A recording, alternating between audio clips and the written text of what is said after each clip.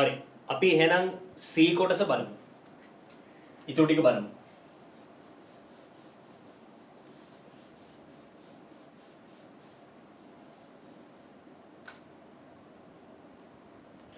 C කොටස.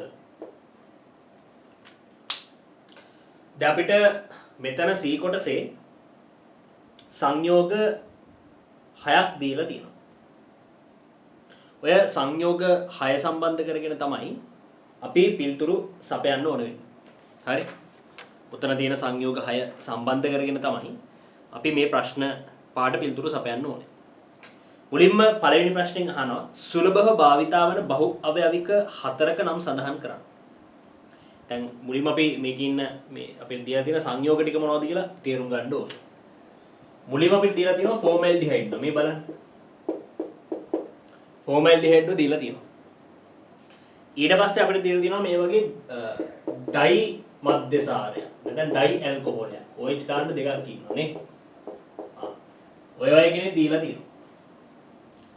ඊළඟට අපිට දීලා තියෙනවා ටෙෆ්ලෝන්ව හදන්න හේතු වන එයාගේ ඒකාවයවිකය. ටෙෆ්ලෝන්ව හදන්න හේතු වන ඒකාවයවික දීලා තියෙනවා. හරි? මෙයාට අපි කියනවා ටෙට්‍රාෆ්ලුරෝ එතීන් කියලා. ඊට අමතරව මේ වගේ ඩයි අම්ල ක්ලෝරයිඩයක් දීලා තියෙනවා. මේ වගේ ඩයි අම්ල ක්ලෝරයිඩයක් දීලා තියෙනවා. හරි? ඊට පස්සේ මෙතන ෆීනෝල් දීලා තියෙනවා. මෙතන ෆීනෝල් දීලා තියෙනවා. හරි? ඊට පස්සේ මෙන්න මෙයා කවුද මේ? මෙයාට අපි කියනවා අයිසෝප්‍රීන් කියලා නේ. අයිසෝප්‍රීන් වත් දීලා තියෙනවා. අයිසෝප්‍රීන් කියන්නේ රබර් වල තැනුම් මේකකේ. දැන් ඔය වගේ අපිට මෙතන 6 දිනක්ව දීලා තියෙනවා. ෆෝමැල්ඩිහයිඩ් ඩයි මධ්‍යසාරයක් මෙතන ඉන්නවා. මෙතන ටෙෆ්ලෝන් ඉන්නවා. ටෙෆ්ලෝන් වල තැනුම් මේකකේ. ටෙෆ්ලෝන් වල තැනුම් මේකකේ අපි මෙයාට කියනවා ටෙට්‍රාෆ්ලෝරෝ එතීන් කියලා. එතකොට මෙතන ඩයිකාබොක්සිලික් අම්ලයක් ඉන්නවා. මෙතන ෆීනෝල් ඉන්නවා. මෙතන අයිසෝප්‍රීන් ඉන්නවා. ඔන්න බලන්න අපේ දීලා තියෙන සංයෝග 6 දෙනා. ෆෝමැල්ඩිහයිඩ්, ටෙට්‍රාෆ්ලෝරෝ එතීන්, අයිසෝප්‍රීන්, ඩයි අම්ල ක්ලෝරයිඩයක්, ෆීනෝල් සහ ඩයි ඇල්කොහොලයක්. දැන් ඔය 6 දෙනා සම්බන්ධ කරගෙන තමයි අපි පිළිතුරු සපයන්න ඕනේ. පළවෙනි ප්‍රශ්නේ අහනවා සුලභව භාවිතා වන බහු අවයවික 4ක නම් සඳහන් කරන්න. සුලභව භාවිතා කරන බහු අවයවික 4ක නම් සඳහන් කරන්න. අපි සුලභව භාවිතා කරන බහු අවයවික 4ක්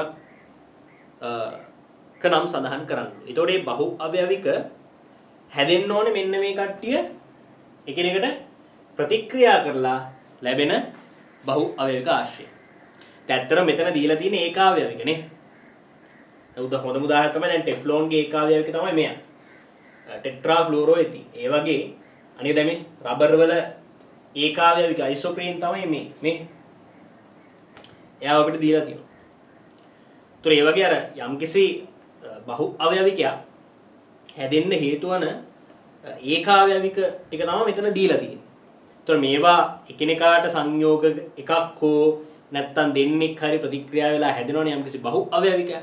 අන්නේ හැදෙන මේ සංයෝග භාවිතා කරලා හදාගන්න පුළුවන් බහු අවයවික ආශ්‍රයෙන් තමයි මේ ප්‍රශ්න වලට අපි උත්තර සපයන්න ඕනේ. දැන් පළවෙනි ප්‍රශ්නේ අහන්නේ සුලභව භාවිතා වන බහු අවයවික 4ක නම් සඳහන් කරන්න.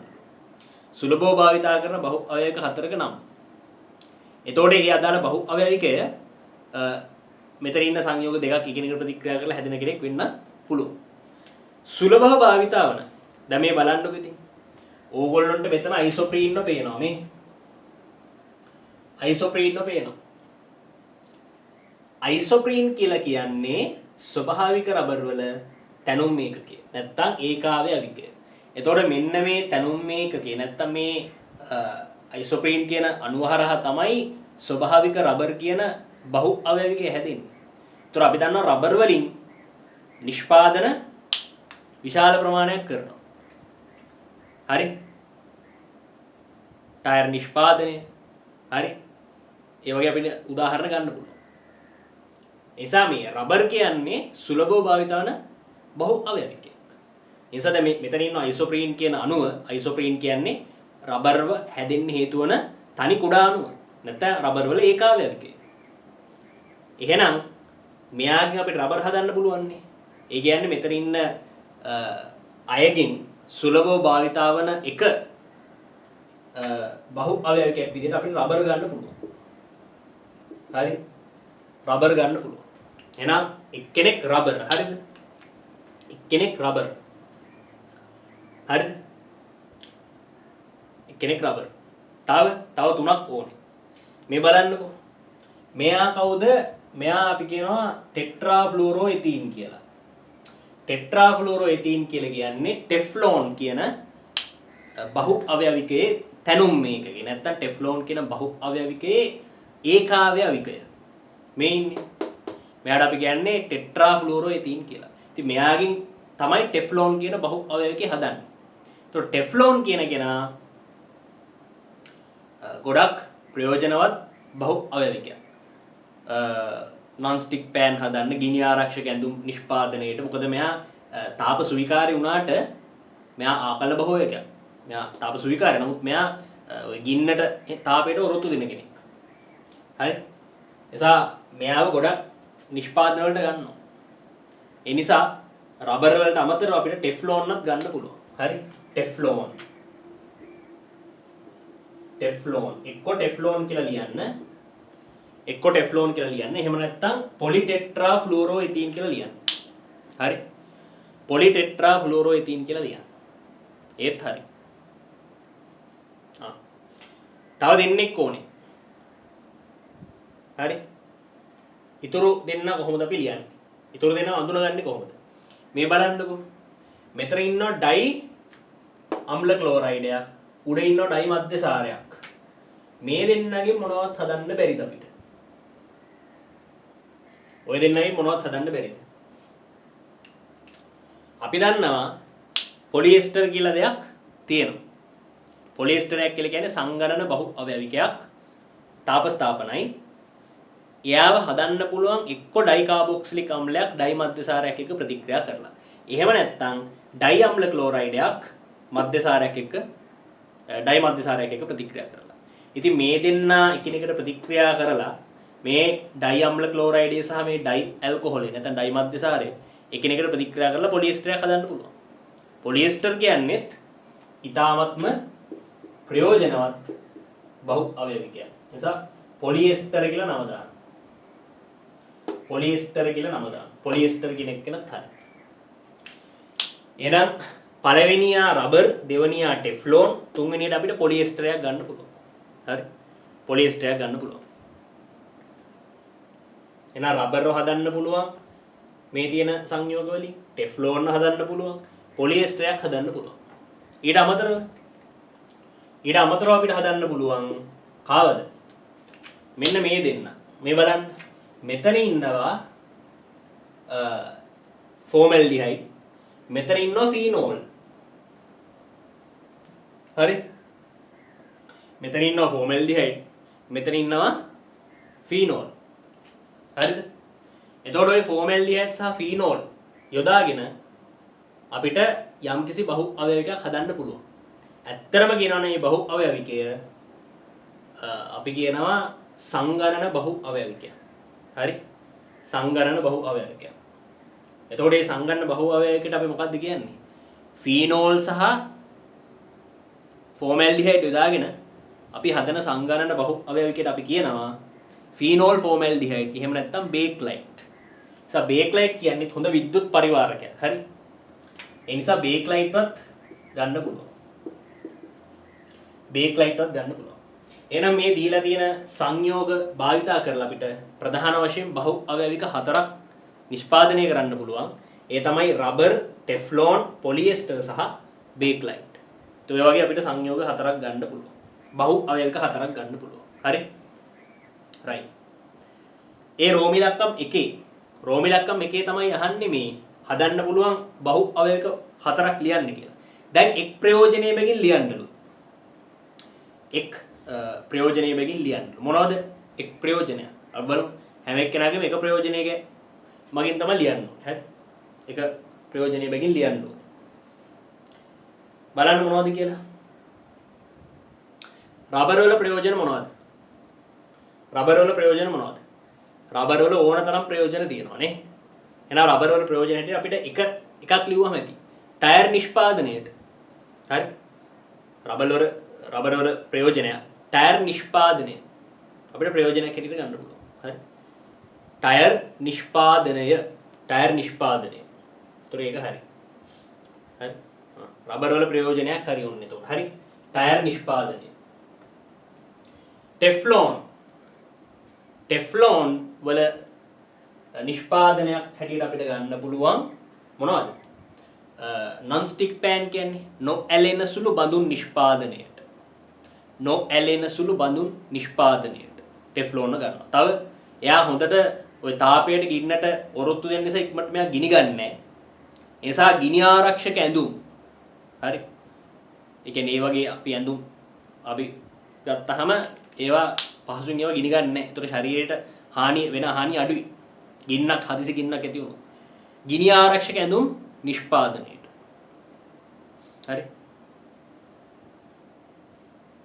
ගිනි ආරක්ෂක ඇඳුම් නිෂ්පාදනයට පොලිස්ටර් ගන්න පුළුවන්.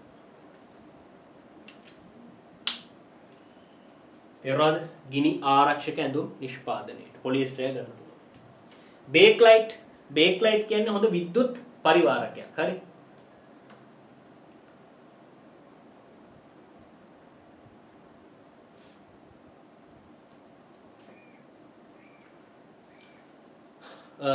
බේක්ලයිට් කියන්නේ හොඳ විද්‍යුත් පරිවාරකයක්. හරි. බේක්ලයිට් කියන්නේ හොඳ විද්‍යුත් පරිවාරකයක්.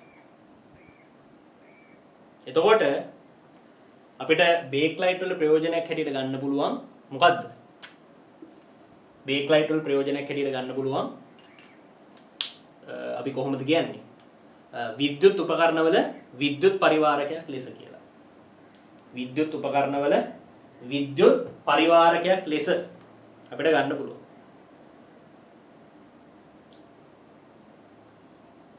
හරි.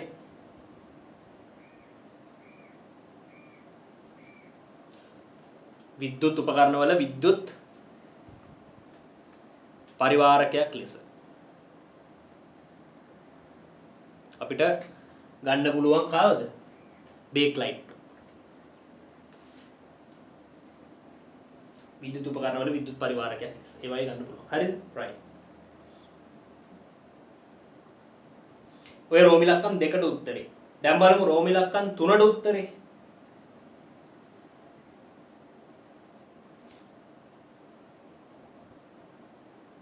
රෝම ඉලක්කම් තුනට උත්තරේ.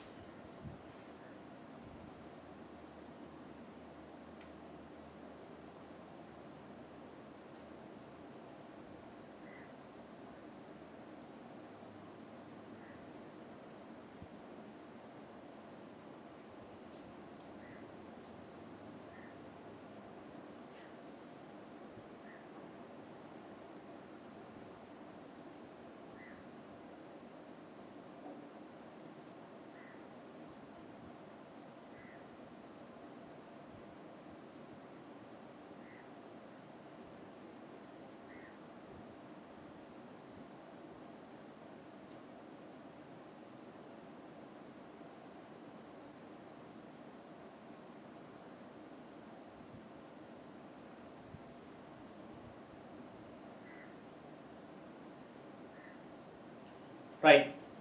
අපි එහෙනම්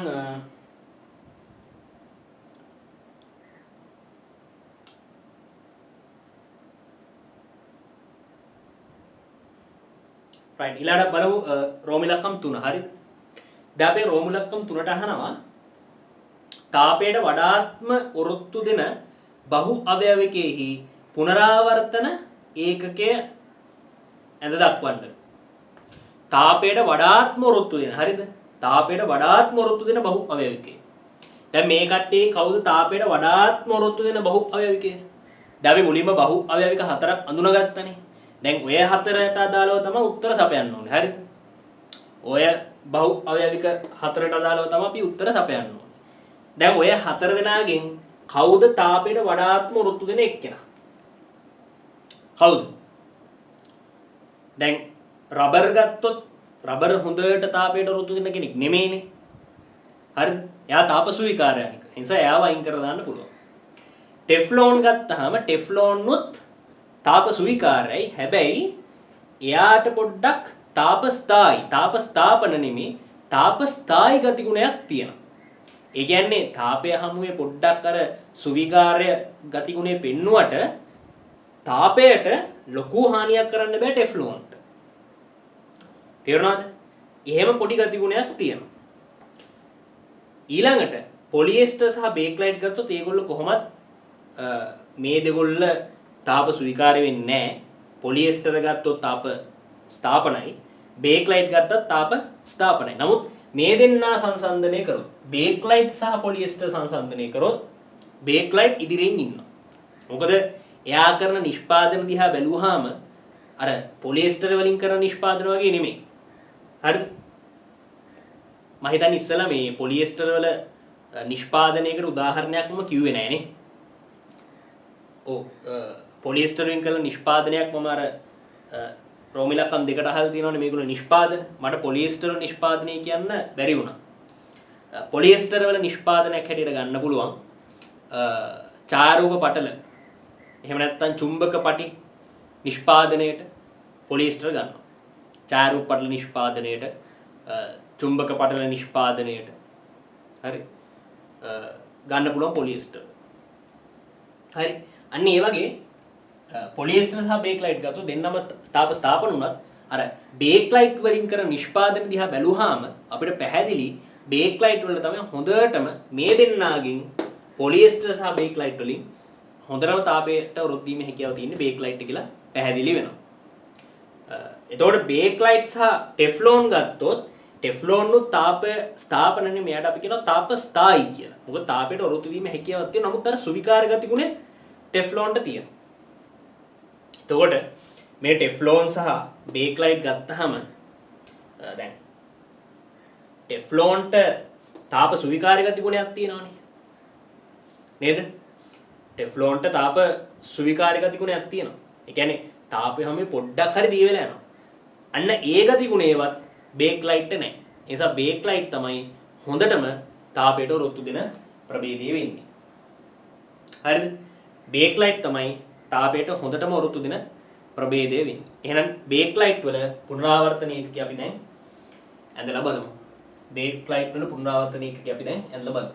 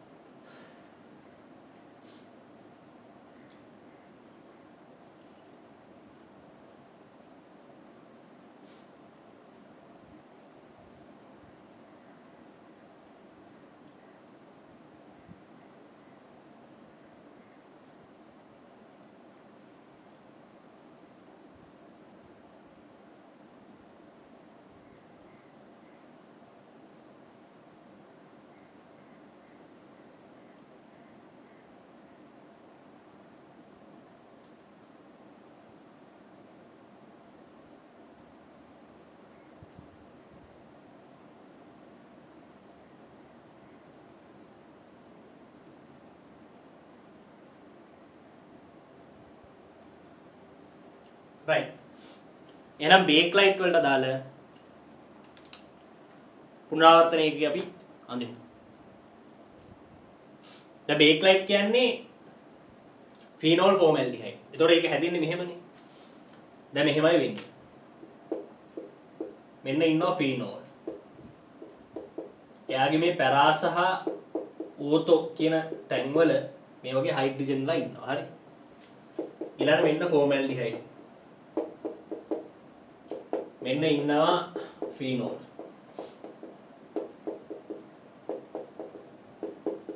හරි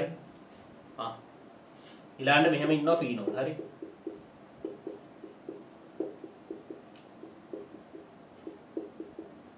දැන් මෙතන ඉන්නවා ෆෝමැල්ඩිහයිඩ් මෙතන ඉන්නවා ෆෝමැල්ඩිහයිඩ් මෙතන ඉන්නවා ෆීනෝල් මේකට ඇත්තට මේ චක්‍රීය ව්‍යුහයක් නේ තියෙන්නේ චක්‍රීය ව්‍යුහයක් තමයි තියෙන්නේ හරි තේරුණාද චක්‍රීය ව්‍යුහයක් තියෙන්නේ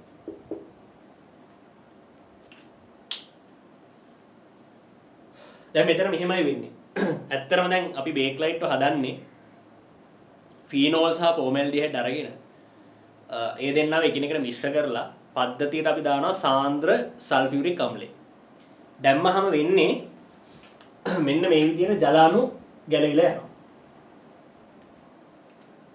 ජලාණු ගැලවිලා යනවා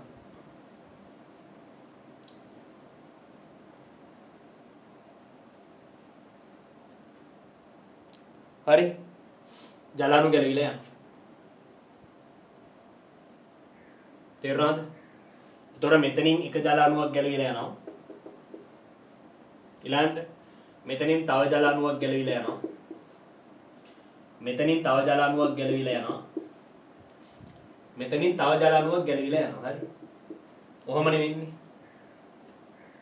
ඒ කියන්නේ මේ සමස්තය දිහා බැලුවහම අපිට පැහැදිලි ජලාණු හතරක් ගැලවිලා යනවා නේ ජලාණු හතරක් ගැලවිලා යනවා එහෙනම් බලමු මේකෙන් හැදෙන බහු අවයවිකේ කොයි වගේද කියලා හරි ඉස්සර මේක බලාගන්න මොකද්ද මේක වෙන්නේ කියලා ජලාණු හතරක් කොයි විදිහට ගැලවිලා යනවා හරි ඊට අමතරව දැන් ඇත්තරම කියනවා නම් මේගොල්ලෝ විතරක් නෙමෙයි ඉන්නේ මේ වගේම කට්ටියක් මෙතනින් මෙහා පැත්තටත් තියෙනවා මේ වගේම කට්ටිය මෙතනින් මෙහා පැත්තටත් තියෙනවා එතකොට අර ෆීනෝල්ගේ මෙතන ඕතෝ තැන ඉන්න හයිඩ්‍රජන් කෙනෙක් ගැලවෙනවනේ නේ ඕතෝ තැන ඉන්න හයිඩ්‍රජන් කෙනෙක් ගැලවෙනවා දැන් එහා පැත්තෙම ඉන්නවා මේ වගේම පද්ධතියක් ඒ කියන්නේ මෙයාට එහා පැත්තෙන් මේ වගේ ෆෝමැල්ඩිහයිඩ් කෙනෙක් ඉන්නවා මෙයාට එහා පැත්තෙන් මේ වගේම ෆෝමැල්ඩිහයිඩ් කෙනෙක් ඉන්නවා ඒ ෆෝමැල්ඩිහයිඩ්ගේ ඔක්සිජන් එක මේ තැන් වල ඉන්න හයිඩ්‍රජන්ලත් ගැලවිලා යනවා ඒතර මේ හයිඩ්‍රජන්නුත් ඒ විදිහට ගැලවිලා යනවා මේ හයිඩ්‍රජන්නුත් ගැලවිලා යනවා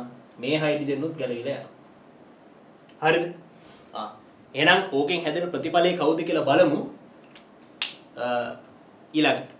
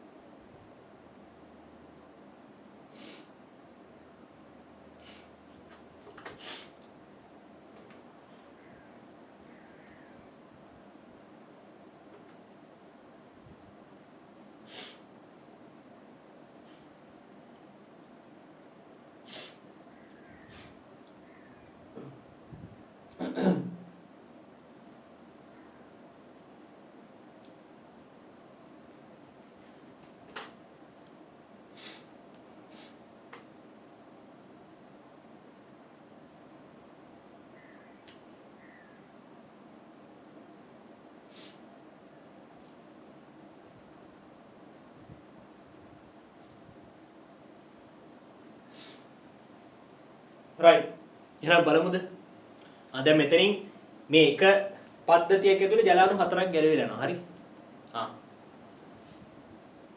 දැන් බලමු ඊළඟ පද්ධතිය කොහොමද ඔය දේ සිද්ධ වෙන්නේ කියලා හරි right ඊළඟ හැදෙන ප්‍රතිඵලය තමයි මම දැන් ලියන්න යන්නේ හරි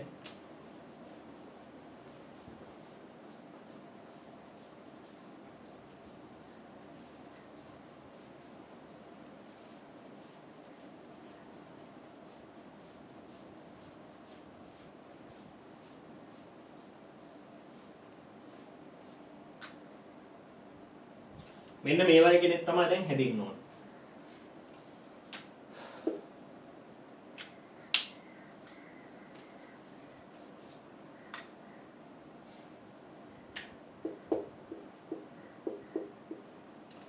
මෙතන ෆීනෝල් ඉන්නවා.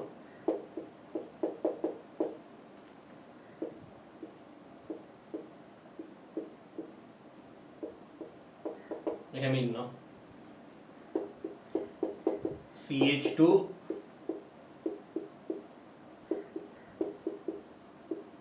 මෙතන CH2 මෙතන CH2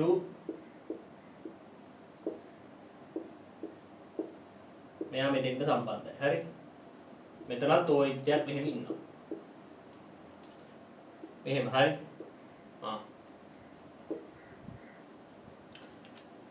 ඊට පස්සේ මෙයාට සම්පූර්ණයෙන්ම එන්න අකුරක් මෙහෙම දාන්න ඕන. ඔන්න අදාළ බහු අවයවිකය. මේ තමයි බේක්ලයිට්. බේක්ලයිට් බහු අවයවිකයට අදාළ ව්‍යුහය. මෙන්න මේක. හරි.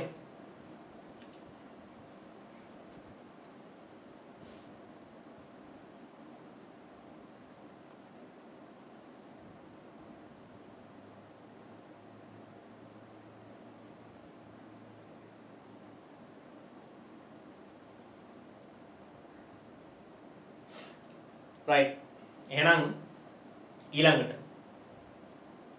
මෙන්න බේක්ලයිට් වලට අදාළ ව්‍යුහය. දැන් අපෙන් අහන්නේ පුනරාවර්තන ඒකකයනේ. එහෙනම් පුනරාවර්තන ඒකකේ කවුද? මෙන්න මේ එන්න අකුර මැකුවා. එන්න අකුර මැකුවාම ඉන්නේ පුනරාවර්තන ඒකකේ. මෙන්න පුනරාවර්තන ඒකකේ. හරි. right. එහෙනම් තාපයට වඩාත්ම ඍතු දෙන බහු අවයවිකය වෙන්නේ බේක්ලයිට්. මෙන්න බේක්ලයිට් වලට දාලා ව්‍යුහය. හරිද? right. එහෙනම් අපි ඊළඟ ටික බලමු. රෝම ඉලක්කම් 4 ඉහළම ප්‍රත්‍යස්ථතාව ඇති බහු අවයවිකයෙහි පුනරාවර්තන ඒකකයක ව්‍යුහය අඳින්නලු. ඉහළම ප්‍රත්‍යස්ථතාව තියෙන කෙනායි පුනරාවර්තන ඒකකේ අඳින්නලු. දැන් අපි බහු අවයවික 4ක් අඳුනගත්තනේ. කවුද 4 දෙනා? රබර්, බේක්ලයිට්, පොලිඑස්ටර් සහ ටෙෆ්ලෝන්.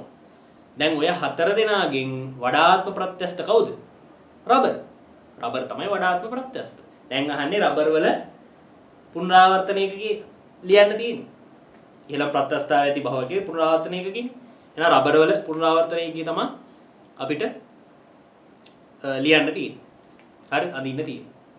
හරි. ඒක අඳින්න බලන්න.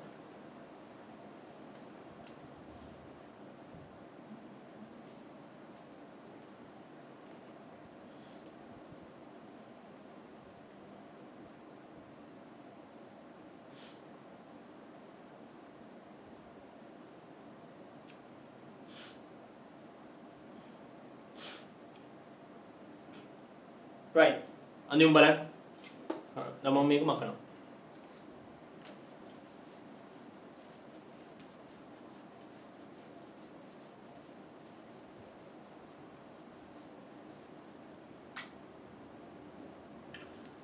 රබර් වල දැනුම් මේකේ මෙන්න මෙයා. අයිසෝප්‍රීන්.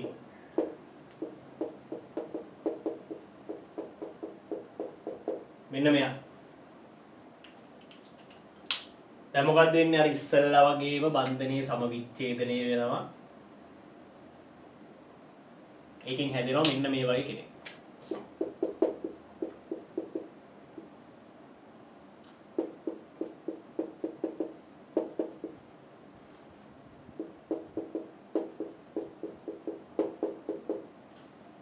මෙන්න මේ වගේ කෙනෙක්. හරි. දැන් මේනේ මුක්ත කණ්ඩකය. දැන් අපි දන්නවා ස්වභාවික රබර් වල ඉන්නේ අදාළ මුක්ත කණ්ඩකේ සිස්සාකාරනේ. එහෙනම් සිස්සාකාර ව්‍යුහය ලියන්න බලන්න. මෙන්න මෙයා තමයි සිස්සාකාරය. මෙයා තමයි සිස්සාකාරය. දැන් සිස්සාකාරයේ ව්‍යුහයෙන් තමයි රබර් වලට අදාළ බහු අවයවිකය හැදෙන්නේ. එතකොට බහු අවයවිකය මෙන්න මේ වගේ.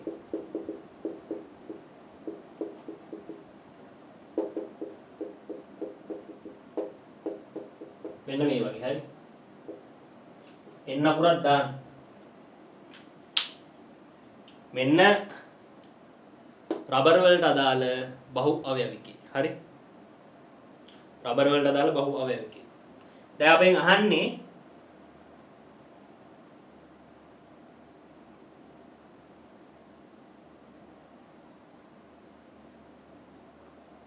පුනරාවර්තන ඒකකේ අහන්නේ. පුනරාවර්තන ඒකකය. ඉතින් පුනරාවර්තන ඒකකය කියන්නේ මෙයාගේ එන්න අකුර මකන්න. එන්න අකුර මැකුවාම එන්නේ පුනරාවර්තන ඒකකය. මෙන්න රබර් වලට අදාළ පුනරාවර්තන ඒකකය. තේරුණාද? රබර් වලට අදාළ පුනරාවර්තන ඒකකය. මේ ඉන්නේ. හරි.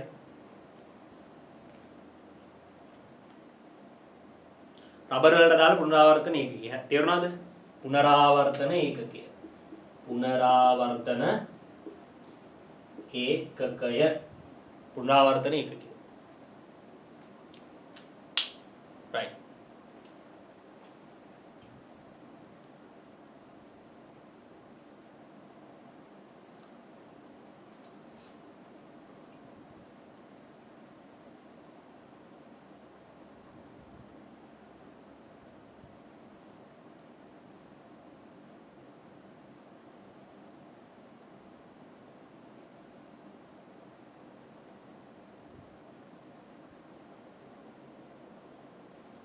right.